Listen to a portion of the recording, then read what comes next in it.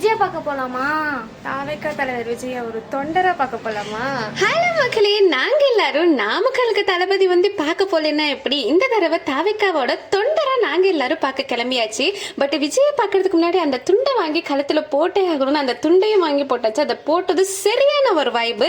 எப்படியாவது பக்கத்துல போயிடணும் அப்படி சொல்லிட்டு எவ்வளவோ ட்ரை பண்ணி செவரெல்லாம் ஏறி குதிச்சோம். பட் இந்த கேட்டு கிட்ட இருந்த பசங்க எங்களை விடவே இல்லை. கடைசியில அவங்க காலெல்லாம் விழுந்து அந்த கேட்டை ஓபன் பண்ணி பக்கத்துல போயாச்சு. பக்கத்துல போனதுக்கு அப்புறம் செம்ம வைபு, சரியான கூட்டம். இந்த அளவு கூட்டம் பார்த்ததே கிடையாது.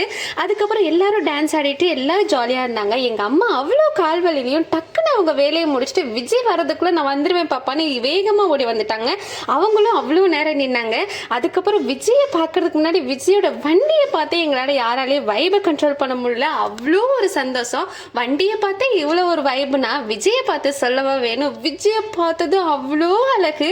படத்துல கூட வந்து மாநிறமா தான் இருந்தாரு. பட் நேர்ல அவ்வளோ ஒரு கலரு. நாமக்கல் பொண்ணுங்க எல்லாருமே பிளாட்டு.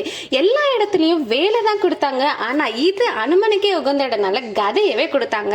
சரியான வைபா இருந்துச்சு அந்த கையில அவர் வாங்கும்போது. அதுக்கப்புறம் எல்லாரும் ஒட்டுமொத்தமா கிளம்பும் போது வந்து கூட்ட நெரிசல் ஆயிடும் சொல்லிட்டு எங்க அம்மா 10 நிமிஷம் இருங்க அப்புறம் போலாம் அப்படின்னு சொன்னாங்க. இவ்வளவு 4 மணி நேரம் நின்று கால் வலிக்காதது வீட்டுக்கு வந்தது சரியான கால்வலி, சத்தியமா முடியல.